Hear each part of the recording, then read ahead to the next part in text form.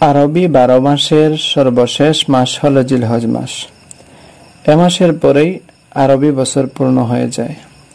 এ মাসের প্রথম 10 দিনের ও রাতের গুরুত্ব ও ফজিলত আল্লাহ তাআলার কাছে খুবই বেশি, যেগুলো কোরআন সুন্নাহ দ্বারা বিশদভাবে প্রমাণিত আছে। এজন্য সাহাবায়ে কেরাম রিদওয়ানুল্লাহি তাআলা আলাইহিম আজমাইন এ মাসে বেশি বেশি করে ইবাদত বন্দেগি করতেন। বিশেষ করে হযরত সাঈদ ইবনে জুবাইর রাদিয়াল্লাহু তাআলা আনহু এ সময় সর্বদা আমলের পেরেশানিতে লেগে থাকতেন। এক বর্ণনায় আছে, রাসূলুল্লাহ সাল্লাল্লাহু আলাইহি ওয়াসাল্লাম বলেছেন, এ 10 দিনের আমল আল্লাহ তাআলার রাস্তায় জিহাদ করার চাইতেও অনেক গুণ মর্যাদা রাখে। এজন্য আমি আপনি একজন মুসলমান হিসাবে এ দশকে বেশি করে আমল করব এবং অন্যকে আমলের প্রতি উৎসাহী করব ইনশাআল্লাহ। আসুন কোরআন ও হাদিসের আলোকে কি কি আমল করা যায় কয়েকটি জেনে নেই। প্রথমত, আল্লাহ পাক রব্বুল আলামিন বলেছেন, ওয়ায়াযকুরু ইসমাল্লাহি ফি আইয়ামিন মা'লুমাত, তারা যেন ওই নির্দিষ্ট দিনগুলিতে আল্লাহ তাআলার বেশি বেশি করে জিকির করে।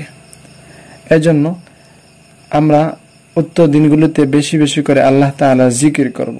বিশেষ করে সুবহানাল্লাহ, আলহামদুলিল্লাহ, আল্লাহু আকবার হাঁটতে বসতে অবসর সময় পাঠ করব। 2 নাম্বার, আল্লাহ রাসূল সাল্লাল্লাহু আলাইহি ওয়াসাল্লাম বলেছেন, কিয়ামু কুল্লি লাইলাতিন মিনহা বিকিয়ামি লাইলাতিল কদর, এই দশকের প্রতি রাতের ইবাদত লাইলাতুল কদরের ইবাদতের সমান। এজন্য এই দশকের রাত্রিগুলিতে বেশি করে ইবাদত করব, নফল নামাজ পড়ব।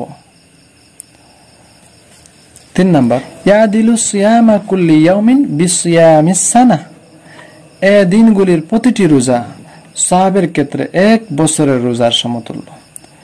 এই দিনগুলির প্রতিটি রোজা সাহাবের ক্ষেত্রে 1 বছরের রোজার সমতুল্য। জিলহজ মাসের 1ম তারিখ থেকে 9ম তারিখ পর্যন্ত রোজা রাখব। বিশেষ করে আল্লাহ রাসূল সাল্লাল্লাহু আলাইহি ওয়াসাল্লাম আরাফার দিনের কথা বলেছেন।